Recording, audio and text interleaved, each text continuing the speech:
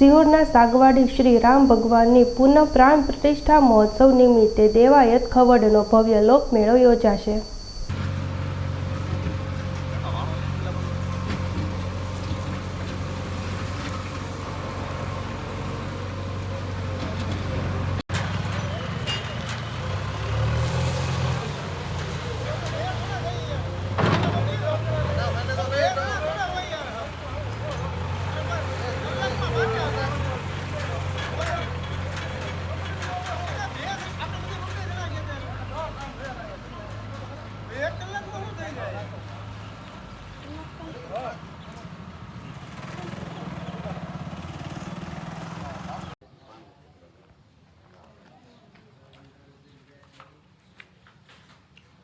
एक टिपड़ा मार के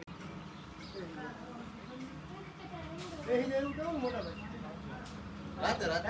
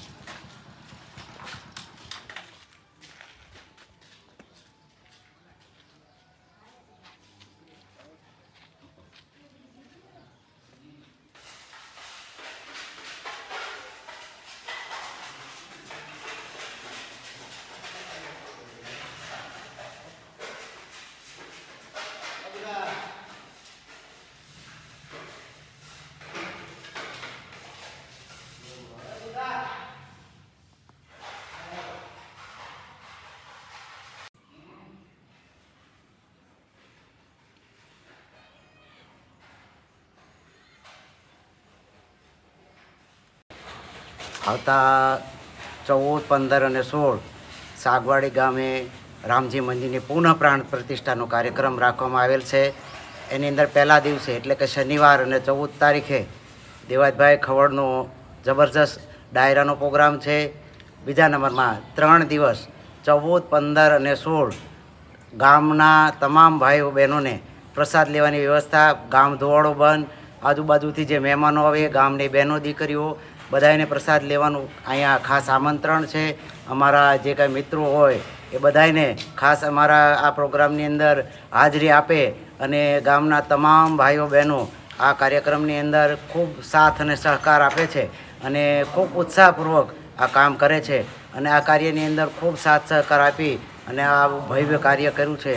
અને નવી રામજીની, લક્ષ્મણજીની, સીતાજીની, હનુમાનજીની એટલે કે રામ દરબારની અહીંયા ફરી વખત પ્રાણ પ્રતિષ્ઠા થઈ રહી છે, ત્યારે આજુબાજુના ગામના લોકો આ અમારા ભગીરથ કાર્યની અંદર ખૂબ સાથ સહકાર આપે, મોટી સંખ્યામાં અહીંયા આવે અને આવા ભક્તિમય કાર્યક્રમનો લાભ લે એવી અમારી નમ્ર વિનંતી છે। તો આજુબાજુના ગામના અને ગામના તમામ ભાઈઓને આ અમારા સત્કાર્યની અંદર ભાગીદાર થવા માટે અમારી નમ્ર વિનંતી છે। જય શ્રી રામ। આ સાથે આટલો સરસ કાર્યક્રમ થઈ રહ્યો હોય ત્યારે ધર્મસભાનું પણ આયોજન થતું હોય, શું કહેશો? તો એ ધર્મસભાની અંદર આત્માનંદ સરસ્વતી જે બોલવાના પ્રખર છે એમને અમે આમંત્રણ આપ્યું છે। પછી ગોતમેશ્વર મહાદેવના જે મહંત શ્રી છે સ્વરૂપાનંદજી એમને પણ અહીંયા ધર્મસભાની અંદર અમે આમંત્રણ આપ્યું છે। સિહોરના મોંઘીબાની જગ્યાના જે જીણારામ બાપુ છે એ પણ પધારવાના છે। તો આ કાર્યક્રમની અંદર 16 તારીખે આપણે ઠાકરજીની જોત છે અને બાપુનું નામ રોહિશાળાથી મહંતશ્રી પધારવાના છે। તો એમને એ પણ એમ ખૂબ મજાની વાત છે। તો બધા અહીંયા ખૂબ લાભ લે એવી કોટિયાથી લહેરગીરી બાપુ પણ અહીંયા પધારવાના છે।